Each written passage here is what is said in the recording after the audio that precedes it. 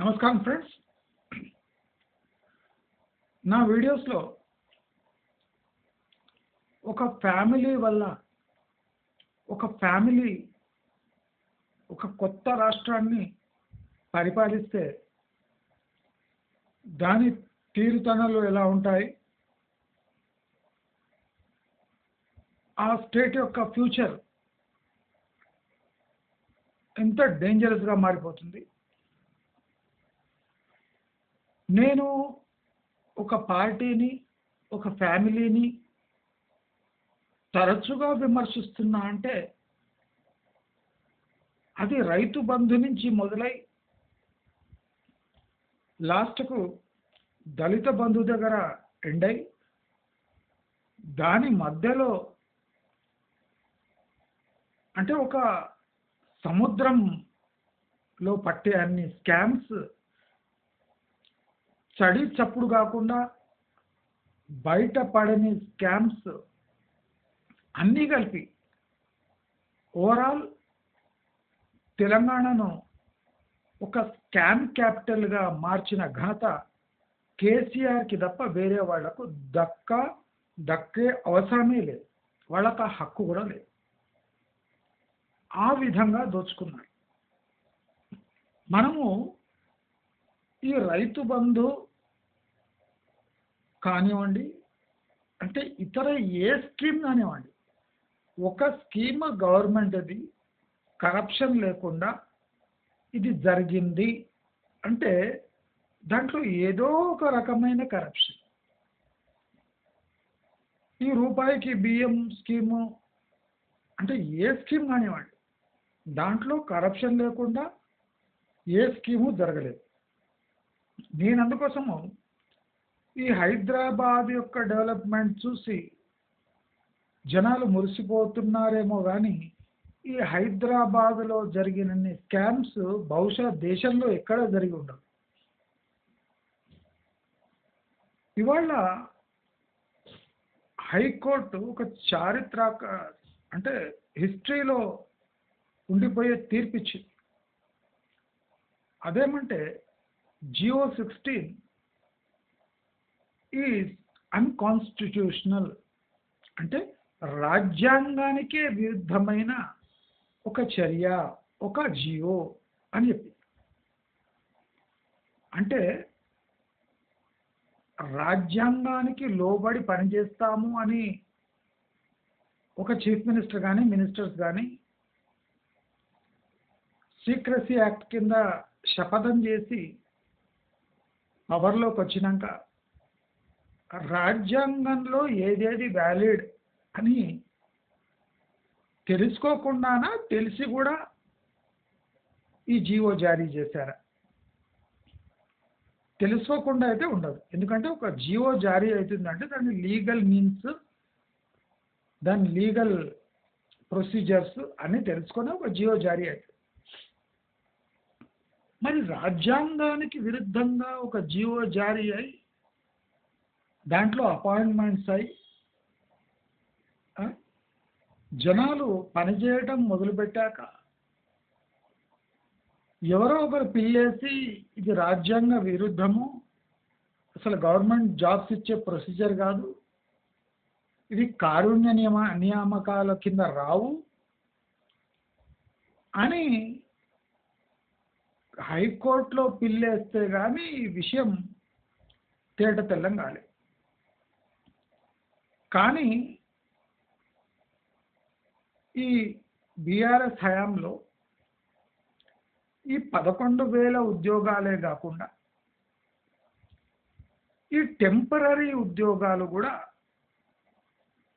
అంటే కోకొల్లలు వేలకు వేలు టెంపరరీ ఉద్యోగాలు కూడా యథేచ్ఛగా అమ్ముకున్న party BRS party, Chandrasekhara Rao government.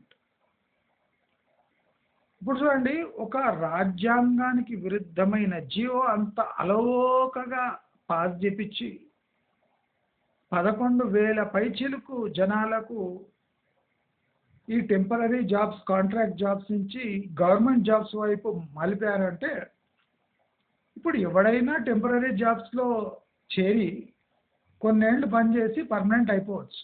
దానికో ప్రొసీజరు, దానికో అర్హత, దానికో నియమము, నిబంధన ఏం లేదు. మనకు తెలిసిన కొన్ని వ్యక్తుల దగ్గర 6-12 లక్షల వరకు, అంటే చిన్న జాబ్ 6 లక్షల నుంచి కొద్దిగా మీడియం సైజు జాబు 12 లక్షలు వసూలు చేయటం జరిగింది. అంటే ఒక జాబుకు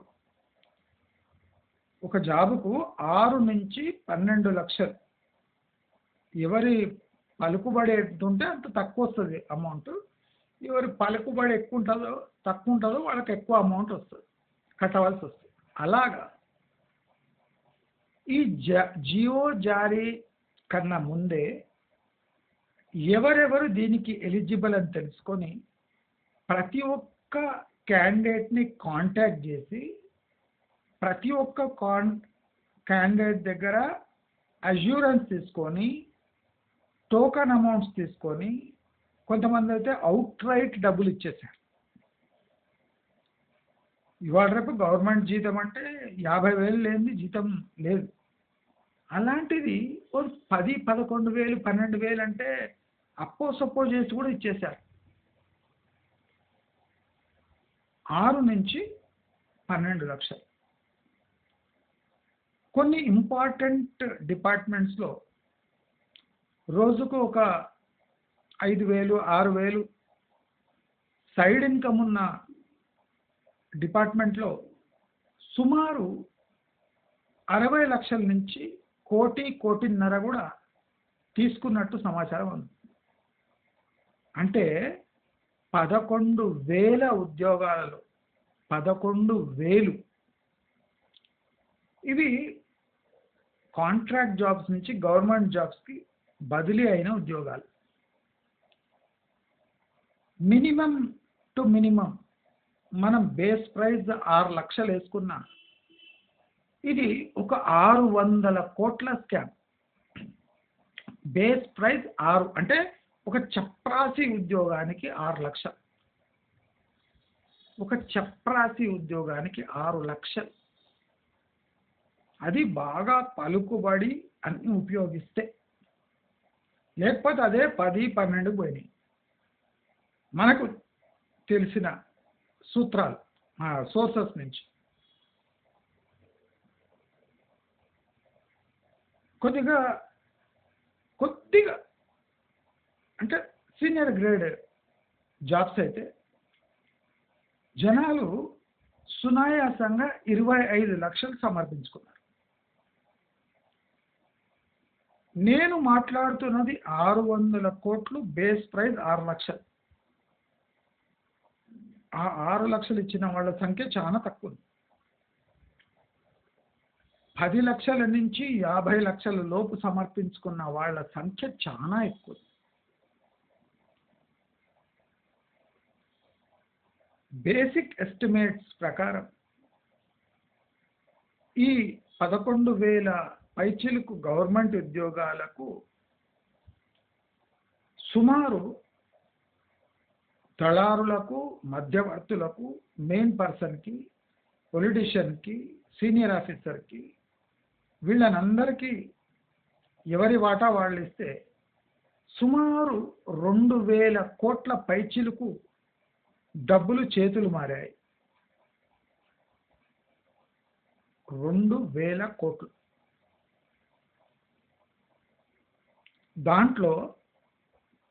దీంట్లో ఒక 2-5% మంది మోసపోయారు. అంటే వాళ్ళు ఎలిజిబుల్ కాకపోయినా వాళ్ళు ఎలిజిబుల్ అని చెప్పి వాళ్ళ దగ్గర డబ్బులు తీసుకొని లాస్ట్కి ఉద్యోగం ఇవ్వలే. ఇలాంటి వాళ్ళు 2-5%. అంటే యూ కెన్ ఇమాజిన్, ఒక జాబ్ కోసం 50 లక్షలు పైచిలుకు తీసుకున్నారు అంటే దీంట్లో విచిత్రమైన పేమెంట్స్ కూడా ఉన్నాయి. కొంతమంది దగ్గర ఆ జాబ్ గ్యారంటీ, వాళ్ళకు డబ్బులు లేవు, ఏం చేయాలి? కొంతమంది దగ్గర ఉన్న ఇల్లు రాపిచ్చేసుకున్నారు, కొంతమంది దగ్గర ఉన్న భూములు రాపించుకున్నారు. ఏం చేయాలి? వన్ జాబ్ గ్యారంటీ, వాడు తీసుకుంటాడు జాబు. వాడి దగ్గర 20 లక్షలు లేవు, ఏం చేయాలి? వాడుకున్న 2-3 ఎకరాలు రాపిచ్చేసుకో. వానికో ఇల్లు ఉంది, ఫ్లాట్ ఉంది, రాపిచ్చేసుకో. కొంతమంది ప్రైవేట్ ఫైనాన్స్ దగ్గర అప్పులు ఇప్పించిండు కొంతమందికి. అంటే వీళ్ళకి బ్రైబ్స్ చేయడానికి వీడే ఫైనాన్స్ చేసుకున్నాడు. ఇవానికి ఇవ్వాలను పైసలు వాడే దారి చూపించిండు.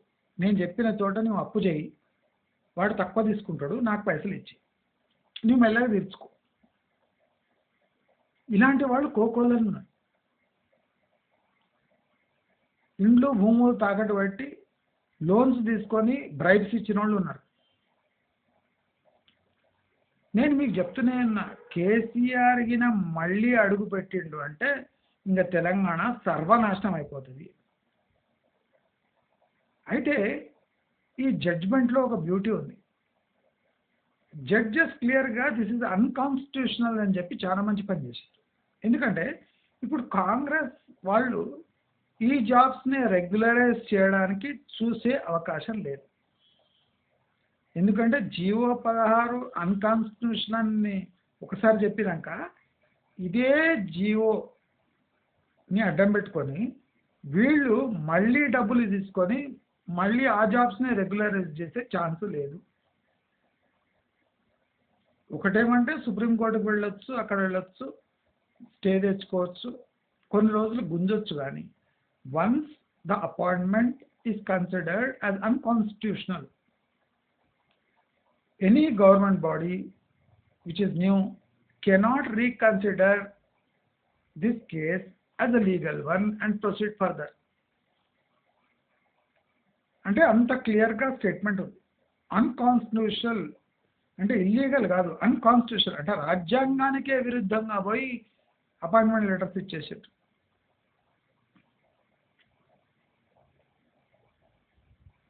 అంటే ఇలాంటివి only contract jobs, permanent jobs. Contract jobs ఇవ్వడానికి అవి యథేచ్ఛగా అమ్ముకున్నారు. 2 లక్షలు, 3 లక్షలు, 1,50,000 ఇలా కాంట్రాక్ట్ జాబ్స్ అన్ని 50,000 నుంచి ఒక 6-8 లక్షల వరకు కాంట్రాక్ట్ జాబ్సే అమ్ముకున్నారు. అవి 100 కోట్ల 1000 కోట్ల పోతున్నాయి. అవి లెక్కనే లేవు. అవంతా ఎవరికి? ఈ చిన్న చోట మోటార్ లీడర్స్ ఉంటారు, వాళ్ళంతా ఆ కాంట్రాక్ట్ జాబ్స్ అమ్ముకున్నారు. ఇప్పుడు కూడా కొన్ని ఇంపార్టెంట్ ఆఫీసెస్లో కాంట్రాక్ట్ జాబ్ కూడా మినిమం 5 నుంచి 8 లక్షలు అడుగు. కాంట్రాక్ట్ జాబ్ 5 నుంచి 8 లక్షలు. మీరు ఇమాజిన్ చేయండి. నేను చెప్పే 600 కోట్లు బేస్ ప్రైస్ 6 lakhs అంటే ఏదో చెప్పరాసి ఉద్యోగం, దేనికి పనికిరాని ఉద్యోగం. 6 లక్షలు అంటే బాగా పలుకుబడి ఉపయోగిస్తే నేను చెప్తున్నా యావరేజ్ 10 lakhs దాటిపోయింది. 10 దాటిపోయి 10 to 50 మధ్య వస్తుంది. ఇది మనము లీగల్గా ప్రూవ్ చేయలేని ప్రొసీజర్. ఇంకోటి, ఎవడు కట్టి ఆ జాబ్స్ పొందాడో వాడు లీగల్ రెడ్రెసల్ లేదు, అంటే లీగలీ వాడు ప్రొసీడ్ కాలేడు. ఎందుకంటే ఈ డబ్బులన్నీ మధ్యవర్తుల ద్వారా మెయిన్ పర్సన్కి చేరిపోయాయి. నేను అందుకోసమే ఈ కేసీఆర్ బీఆర్ఎస్ని విమర్శించేది. వీళ్ళు ఇంత దగా చేసి ఇన్ని పైసలు ఎక్కడ దాచుకున్నారు? అందుకోసం రేవంత్ రెడ్డి అడ్డపడ్డాడు, కేటీఆర్ అరెస్ట్ చేస్తాడు, మన దగ్గర అన్నీ ఎక్కిస్తున్నాడు. ఎందుకంటే ఇది ఒక చిన్న స్కామ్, కోర్టు కేసు అయిందనుక స్కామ్. ఇలాంటివి 100 స్కామ్లు చేసి ఆ డబ్బులు ఎక్కడ పెట్టుకున్నారు? అదే ఇప్పుడు ప్రతి ఒక్క రాజకీయ పార్టీకి బీఆర్ఎస్ అంటే చాలా ఇష్టం. అంటే ఎందుకంటే వాళ్ళు దాచుకున్న డబ్బును ఒక్కొక్కడు ఎవరికి చేతనై ఎవరికి చేతులు ఎంత వస్తే అంత దోచుకుంటారు.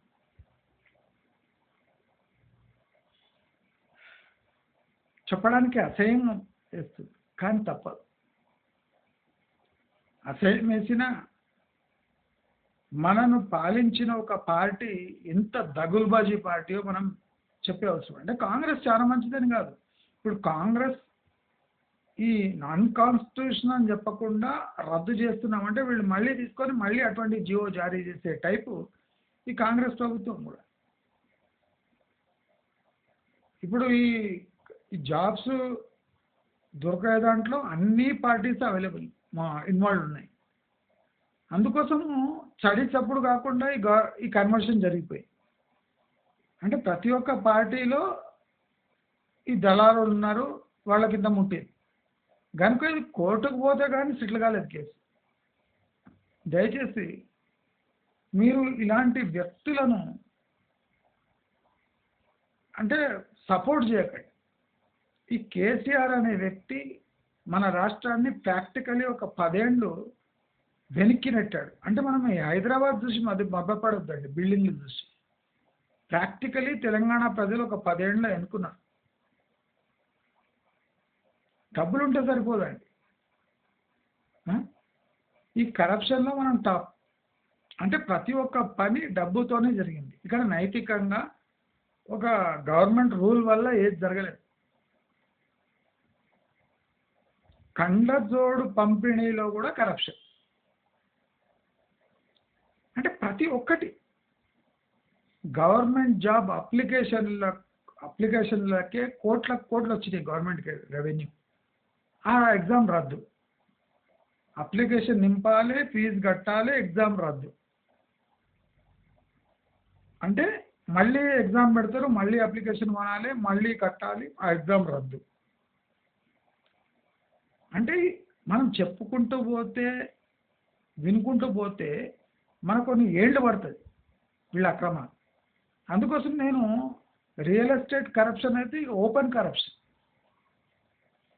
ఇప్పుడు హైదరాబాద్ సఫర్ అవుతుంది కేటీఆర్ వాళ్ళని. వాళ్ళు చేసిన దుష్కర్మాలు, దుశ్చర్యలు ఒక రాష్ట్రాన్ని మొత్తం బద్నాం చేసి సెంట్రల్ గవర్నమెంట్ ముందర మోకరలేటట్టు చేసిందే కేటీఆర్ గారు. దయచేసి ఇలాంటి జాబ్స్కి అప్లై చేసే ముందు కొద్దిగా కేర్ఫుల్గా ఉండండి.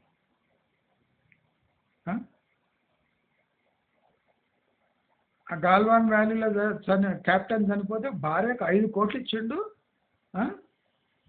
గ్రేడ్ 1 గ్రేడ్ 2 ఉద్యోగం ఇప్పించిండు. 5 కోట్లు. ఎన్నో చోట్ల రాష్ట్రాల్లో ఎంతోమంది పోలీసు వీరులు కూడా బలిదానం ఇస్తారు. ఇస్తే 5 కోట్లు ఇస్తాం అంటే నోటికి వచ్చింది చేయడం. ఇప్పుడు ఆ 5 కోట్లు కూడా ఆమె దగ్గర ఎంత చేరిందో మనకు తెలియదు. అంటే అంత గలీజ్ నీచ్ కమినా అండి. దయచేసి ఇప్పుడు ఆ 11,000 పైచీలకు ఇంకా ఎన్ని ఉద్యోగాలు ఉన్నాయో, ఎన్నెన్ని వందల కోట్లు డబ్బు చేతులు మారాయో తెలియదు. లీస్ట్ ఎస్టిమేట్ 600 కోట్లు, హయ్యర్ ఎస్టిమేట్ 2000 crores దాటిపోతుందని చెప్తుంది. దయచేసి మనము ఇలా షార్ట్ కట్ మెథడ్స్ యూజ్ చేసి గవర్నమెంట్ జాబ్ కొట్టేద్దామని చూస్తే ఇప్పుడు ఆ డబ్బులు లక్షలు ఇచ్చిన వాళ్ళు ప్రూవ్ చేయలేరు. ఆ తీసుకున్న వాళ్ళు రెస్పాన్సిబిలిటీ కూడా తీసుకోరు. మేము జియో జారీ చేస్తే హైకోర్టు కొట్టేసింది, మాకేం చేయమంటారు. దయచేసి మన తెలంగాణ ప్రజలు ఇప్పుడైనా బుద్ధి తెచ్చుకోరు.